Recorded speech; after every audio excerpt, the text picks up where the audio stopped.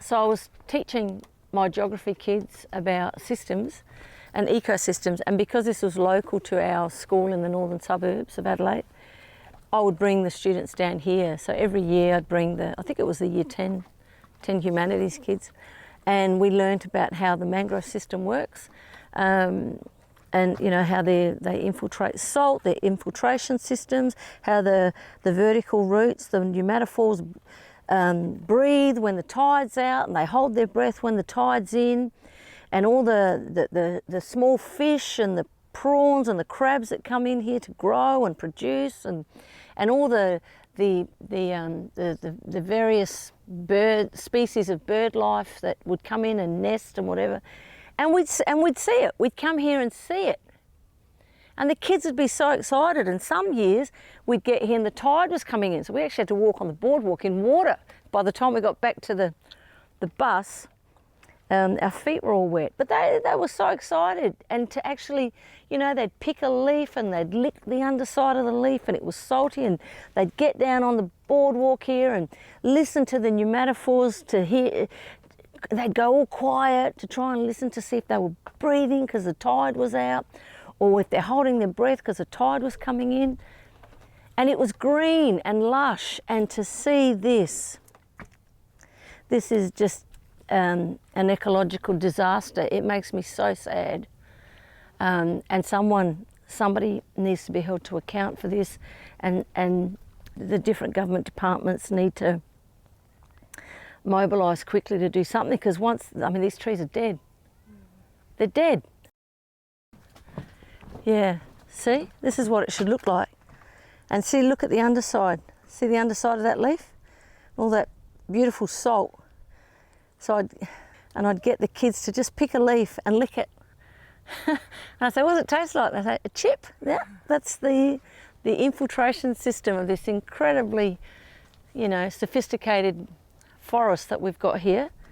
You see, this is what it should look like. This incredible enchanted forest of the mangroves. Look at it, it's beautiful. And all the younglings coming up. See them all? Just beautiful. That's what it should look like.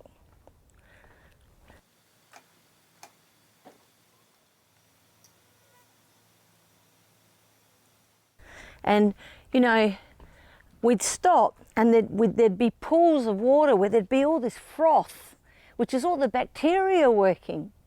Because we'd learnt all about the bacteria that breaks everything down, and we'd stop and it would absolutely stink like rotten eggs, but the kids were more fascinated by the whole process of how this whole ecosystem worked and functioned. And you know, and everything was just alive. I want to know if Minister Spears has been down here to have a look at what's happening. You know, and what's he doing about it? This is what we should have, Minister Spears, if he ever listens to this. This thriving, beautiful, healthy trees is what we should have. You know, this is a natural fishery, a natural breeding ground. It's a protective environment, but that's going to disappear if more of this mangroves die. It's just, I cannot believe what's happening here. And I guess people feel helpless, that, you know, ordinary folk, we feel helpless that what are we supposed to do except bring it to the attention of the rest of South Australia and ask people to do something, to mobilise and talk to their local members and state members and federal members and ask them to do something about this, because this is beyond sad. This is devastating to see the destruction that's happened here.